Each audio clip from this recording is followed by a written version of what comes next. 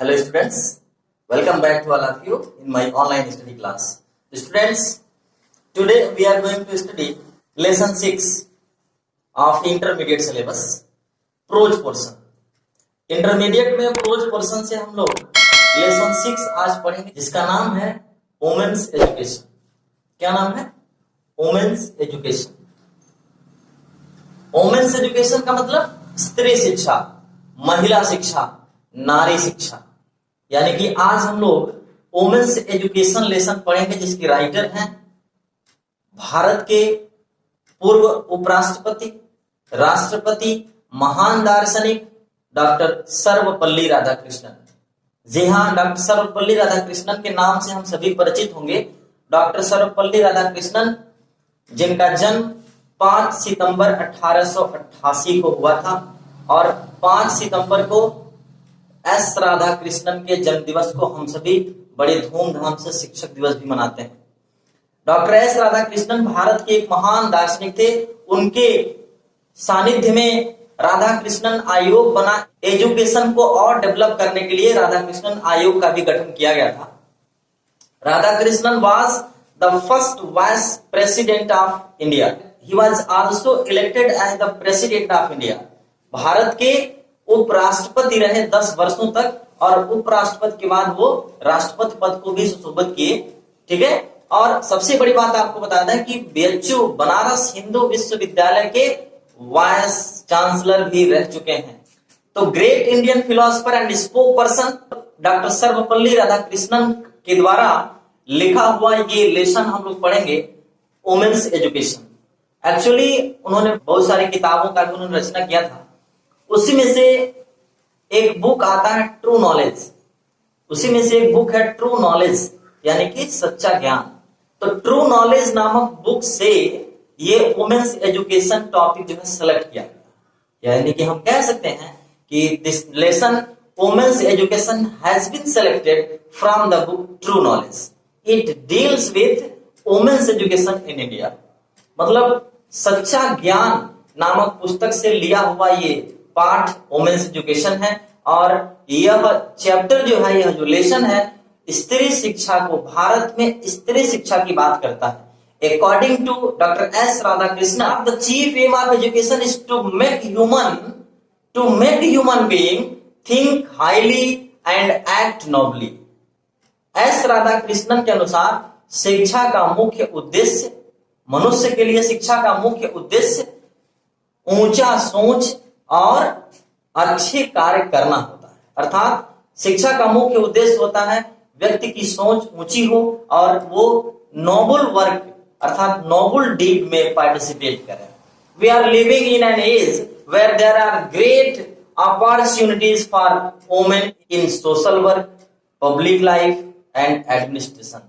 हम एक ऐसे युग में आज रह रहे हैं जब सामाजिक कार्यों में, सार्वजनिक जीवन में और प्रशासन के क्षेत्र में, सुरक्षा के क्षेत्र में महिलाओं को बहुत सारे अवसर प्राप्त हो रहे हैं। Today society requires women of disciplined minds and controlled manner। आज के समय में समाज को डिसिप्लिन माइंड और कंट्रोल मैनर अर्थात नियंत्रित व्यवहार और अनुशासित मस्तिष्क वाले महिलाओं की बहुत ज्यादा जरूरत है हमारे समाज को। Whatever line of work you undertake, you should bring to it an honest and disciplined mind। Then you will succeed and have the joy of your work। चाहे आप किसी भी क्षेत्र से जा रहे हो, किसी भी लाइन से, किसी भी वर्क काम को करने के लिए जा रहे हैं, तो आपको इस बात का ध्यान देना है कि ऑनेस्ट एंड डिसिप्लिन माइंड के साथ आप उस कार्य को करें। अगर आप ऐसा करते हैं तो यू विल सक्सीड, तो आप सफल होंगे और आप अपने कार्य का आनंद भी प्राप्त करेंगे, आपको अपने कार्य का मजा भी आएगा। Actually the education of women is very necessary in India. Bharat में स्त्री शिक्षा बहुत ही जरूरी है। Our education system needs a change. The education should not only be broad but also deep. कहने का मतलब क्या है कि वास्तव में भारत में जो है महिला शिक्षा की बहुत जरूरत है और हमारा जो शैक्षिक पद्धति है, हमारी जो शैक्षिक प्रणाली है, उसमें एक परिवर्तन की आवश्यकता है। और परिवर्तन ये कि एजुकेशन ब्रॉड नहीं होना चाहिए, एजुकेशन डीप होना चाहिए। नॉलेज जो है हमको डीपली, ज्यादा ज्ञान जरूरी नहीं है। जो भी आप ज्ञान अर्जित करें वो गहराई, उसके ज्ञान की गहराई तक पहुंचे, अर्थात डीपली नॉलेज रखें, ये सबसे जरूरी है। हमारे एजुकेशन पॉलिसी को ऐसा होना चाहिए। It should provide us with a definite purpose in life. The single purpose of education is to make a man useful citizen of the country. कहने का मतलब क्या है? देखिए, हमें ये जो शिक्षा प्राप्त करनी है, जो हमें शिक्षा प्राप्त हो रही है, यह हमें जीवन में एक निश्चित उद्देश्य को प्राप्त करने के लिए हमें प्रोवाइड किया जाना चाहिए, हमें प्रदान किया जाना चाहिए। शिक्षा का मुख्य उद्देश्य जीवन में श्रेष्ठ नागरिक बनना होना चाहिए। अर्थात शिक्षा का जो सबसे प्रमुख उद्देश्य है वो होना चाहिए कि हम अच्छा नागरिक बने, और जब अच्छा नागरिक बनेंगे तो हम देश की सेवा भी अच्छे ढंग से करेंगे। और इन सभी चीजों के लिए एक चीज बता दें आपको, 3 things are very necessary for us. 3 चीजें बहुत जरूरी है हमारे लिए। कौन कौन सी? सबसे पहला तो है लर्निंग, सबसे पहला लर्निंग, दूसरा टेक्निकल नॉलेज, और थर्ड होगा विद्या, द रियल नॉलेज। 3 चीजें, लर्निंग अर्थात सीखना, टेक्निकल नॉलेज तकनीकी शिक्षा, तकनीकी ज्ञान, और विद्या, विद्या ददाति विनयम, विद्या विनय प्रदान करती है, वो विद्या, the real knowledge.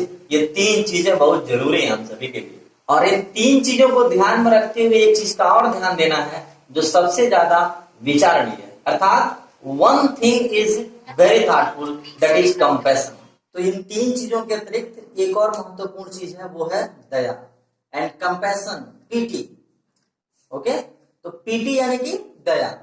Compassion is the quality which is more characteristic of women. इसका मतलब क्या हुआ?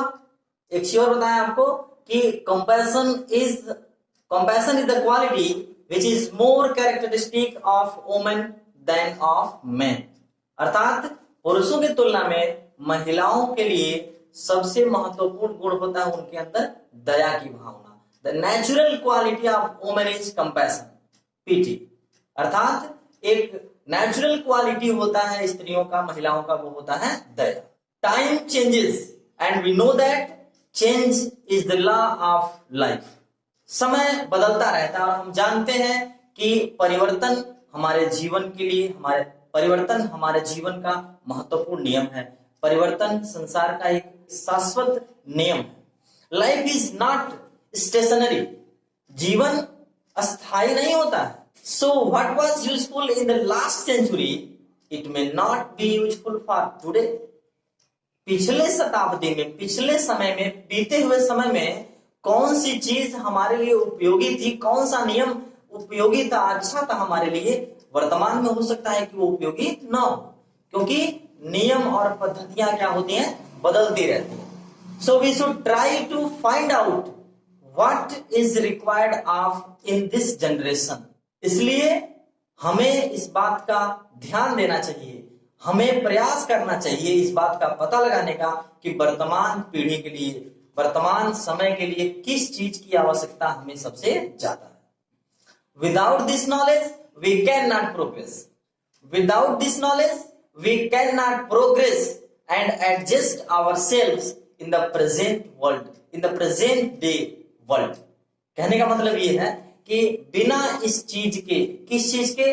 अभी जो बताया गया कि जो नियम पहले अच्छा था हमारे लिए, हो सकता है वो आगे वो नियम हमारे लिए उपयोगी न हो। इसलिए हमें इस बात का पता लगाने की जरूरत है। हमको ये जानना चाहिए, जानने का प्रयास करना चाहिए कि वर्तमान समय की मांग क्या है, किस चीज की आवश्यकता हमको सबसे ज्यादा होने वाली है, उसी के अनुसार अपने ज्ञान को, अपने नॉलेज को डेवलप करना है। ओके, तो कह रहा है कि बिना इस बात के ज्ञान के हम उन्नत नहीं कर सकते और अपने आप को वर्तमान समय में एडजस्ट नहीं कर सकते, स्थापित नहीं कर सकते। Now let us talk about essential of good life. आइए बात करते हैं जीवन के एसेंशियल ऑफ गुड लाइफ, अर्थात जीवन के, अच्छे जीवन के महत्वपूर्ण बातों पर चर्चा करते हैं। Our religious books are the store house of wisdom. हमारी जो धार्मिक किताबें हैं वो बुद्धिमत्ता के सागर हैं, स्टोर हाउस, भंडार है बुद्धिमत्ता के। Dama, daya and dana, are the essence of good life. दान और दया और संयम ये अच्छे जीवन के लिए सबसे जरूरी है। They contribute the essential of good life. वे अच्छे जीवन में अपना सर्वोत्तम सबसे ज्यादा योगदान करते हैं। दमा मीन्स सेल्फ कंट्रोल, यानी कि स्वनियंत्रण। दमा का मतलब हुआ स्वनियंत्रण। दाना मीन्स कंट्रीब्यूशन, डोनेशन। दान कहते हैं उसको, इंग्लिश में DANA लिखते हैं, ठीक है। तो वो क्या होता है? दान, यानी कि कंट्रीब्यूशन, डोनेशन। एंड दया इज कंपैशन, और दया मतलब कंपैशन अर्थात pity. Our religious book have said, हमारी धार्मिक पुस्तकों में ऐसा लिखा गया, धार्मिक पुस्तकें हमें बताती हैं कि give us good women we will have a great civilisation, give us good mother we will have a great nation. Such is the importance of women in our society. हमारे धार्मिक पुस्तकें, हमारे पुराण, हमारे वेद ये बताते हैं कि हमें अच्छी स्त्रियां मतलब क्या हुआ? Noble, controlled mind, discipline women अगर समाज को मिलती हैं तो सभ्यता महान होती है, तो उससे महान सभ्यता का जन्म होता है। अगर अच्छी माएं समाज में उपलब्ध हो तो नेशन ग्रेट होता है, देश महान बनता है। ऐसा है महिलाओं का महत्व हमारे समाज में, ऐसा महत्व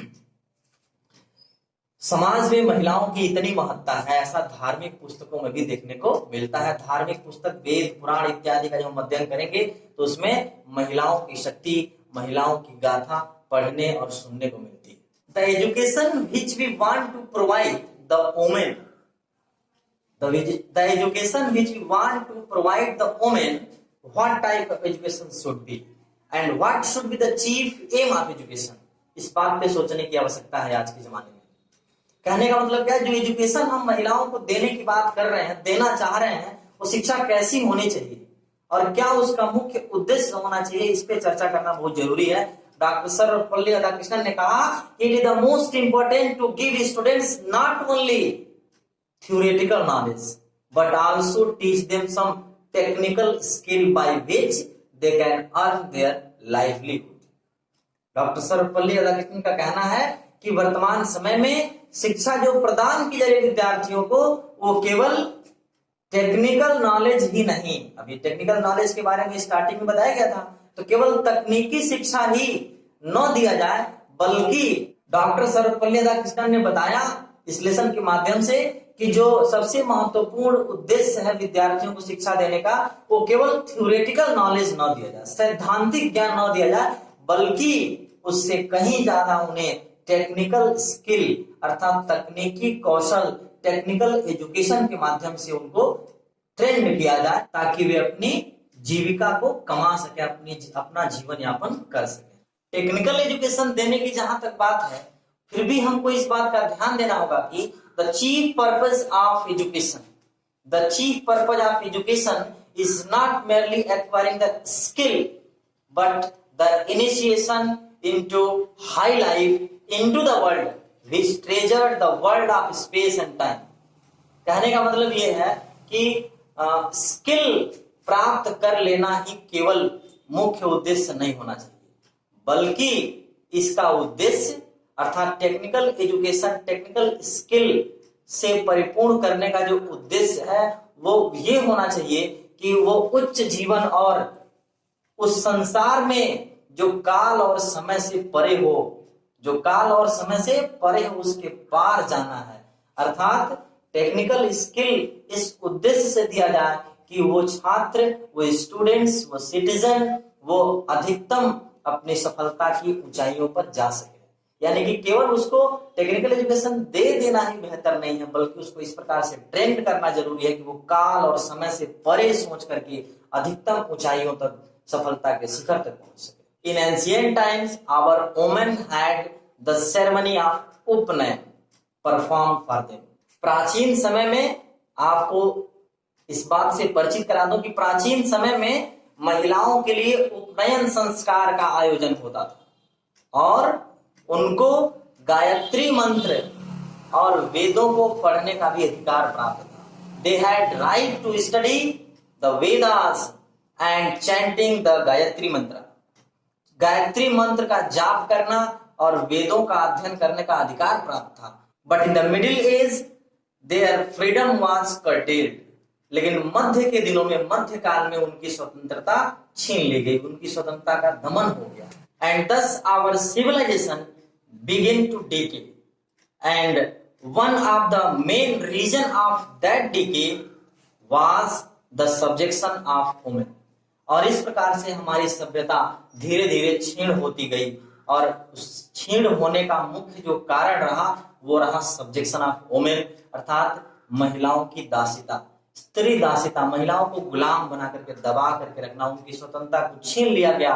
जो उनको शिक्षा प्राप्त करने का जो अधिकार था मध्य के दिनों में छीन लिया गया, जिसके कारण हमारी सभ्यता में कमी आई, हमारी सभ्यता क्षीण होती चली गई। After independence, through the effort of Mahatma Gandhi and many other social workers, social reformers, our revolution has been affected in our country, and women are progressing now day by day। स्वतंत्रता प्राप्ति के बाद महात्मा गांधी और उनके जैसे और बहुत सारे समाज सुधारकों के द्वारा एक आंदोलन चलाया गया महिला शिक्षा को प्रेरित करने के लिए, और उसी का परिणाम है कि आज दिन प्रतिदिन महिलाएं समाज में उन्नति कर रही हैं, प्रोग्रेस कर रही हैं, आगे की ओर आ रही हैं। आज आप जानिए, किसी भी क्षेत्र में भारत में, अगर विशेष रूप से अपने देश में देखा जाए, वर्ल्ड लेवल पे भी आप देख सकते हैं, किसी भी क्षेत्र में सेवा हो, सुरक्षा हो, शिक्षा हो, चिकित्सा हो, किसी भी मामले में सोशलिज्म, सामाजिक कार्य हो, सभी कार्यों में महिलाएं आज बढ़ चढ़कर आगे आ रही हैं।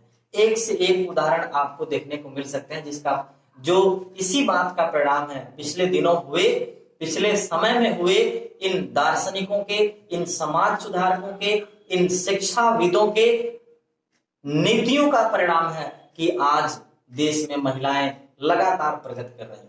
तो डियर स्टूडेंट्स, इस लेसन में डॉक्टर सर्वपल्ली राधाकृष्णन ने स्त्री शिक्षा को जोर देते हुए इस बात पर बल दिया है कि स्त्री शिक्षा या स्टूडेंट्स को जो शिक्षा दी जा रही है वो कैसा होना चाहिए, ह्यूमन बीइंग्स बनाने वाला, नोबल डीड्स करने वाला।